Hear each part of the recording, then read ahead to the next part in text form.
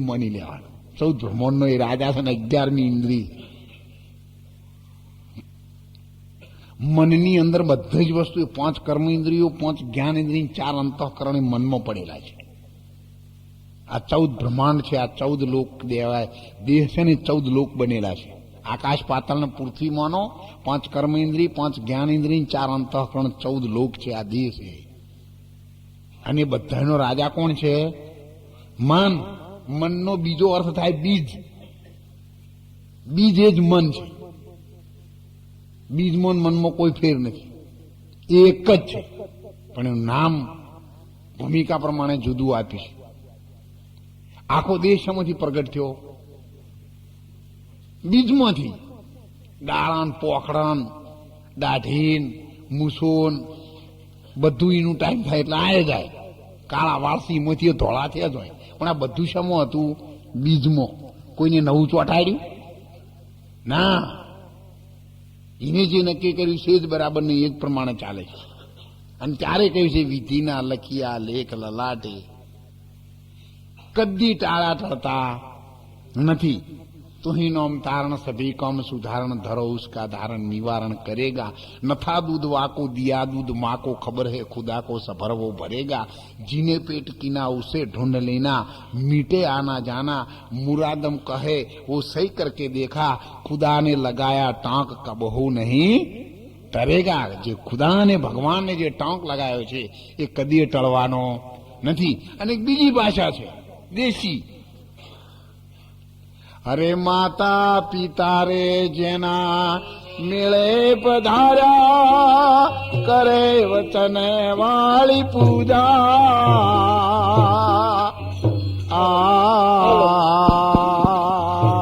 માતા પિતા રે જેના મેળે પધાર્યા, કરે વચન વાળી પૂજા.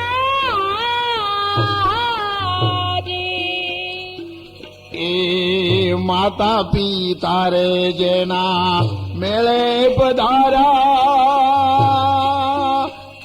કરે વચન વાળી પૂજા.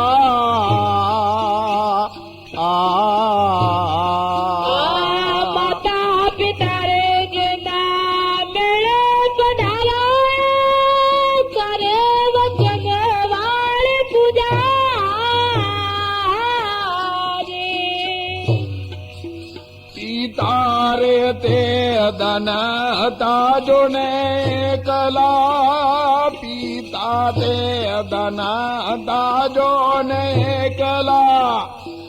એ પુત્ર જન્મિયા જુદા સંતો રે ભાઈ, મન વિના કર્મ નહીં હોતા.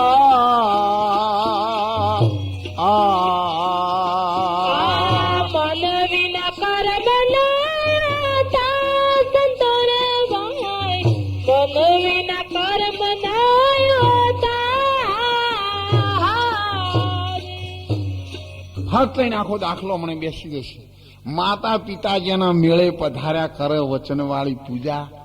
પિતા તે દન હતા એકલા, પુત્ર જન્મ્યા. એનો બાપ હરણા કંઈ હતો, પણ પ્રગટ કોણ થયું પેલા જ. ફાટ લઈને ભજનની કરી બેસી ગઈ ને. પિતા એ દન હતા એકલા, પણ પુત્ર જન્મ્યા જુદા, એકદમ જુદા રંગવાળો, જુદા રૂપવાળો, જુદા ગુણવાળો. ફાટ લઈને ભજન શું બોલે છે ને એ આપણને પૂર્વ ભૂમિકાની ખબર ન હોય એટલે આપણે રાગમાં ડોલે કે વાહ ભાઈ વાહ, પણ એના ભેદની ખબર પડવી જોઈએ. ત્યારે જો આ દાખલો ફટ લઈને બેસી ગયો કે મન વિના કર્મ નહીં હોતા. મન એ બીજ છે, એના સિવાય કોઈ પણ કર્મ આ જગતમાં થતું નથી. સર્વથી શ્રેષ્ઠમાં શ્રેષ્ઠ મન છે. મન ચોર છે, મન લાલચું, મન લોભી, મન કરણીનો છે હીણો. પણ જો એને વાળી લેવામાં આવે તો મન જેવું કોઈ પવિત્ર નથી. મન તું તો દરિયાની લહેરો સમાન છે. એ લહેરો તો સમુદ્રમાં સમાય, બીજો નથી બોલતો. તારા ઠેકાણે હરીને ઠેરાવજે બસ, તો અપરંપાર પરિબ્રહ્મ નારાયણ પરમાત્મા સિવાય બીજું કંઈ દેખાતું નથી. પણ મન ઉપરથી જો સુરતા હટી જાય, મન અને સુરતાનું જે સંલગ્ન છે મટી જાય, તો એને તરત જ બીજા ભાવ દેખાય છે, બીજું રૂપ દેખાય છે. અને રૂપ જ્યારે દેખાય છે ત્યારે સંતોએ કહ્યું છે, નામ જગાડે કામને, રૂપ જગાડે મોહને, અને મોહ જગાડે કામ, કામ જગાડે ક્રોધને. એટલે ખોવે પ્રભુનું નામ. રૂપથી ફટ લઈને હોમે રૂપ તમને દેખાય એટલે તરત જ બધી વાસનાઓ તરત પ્રગટ ચાલુ થઈ જાય. પણ જ્યાં સુધી રૂપ તમને ના દેખાય, એક ભગવાનનું રૂપ દેખાય, ત્યાં સુધી બીજી કોઈ પણ વસ્તુની જીગર નથી કે ચલાય માન.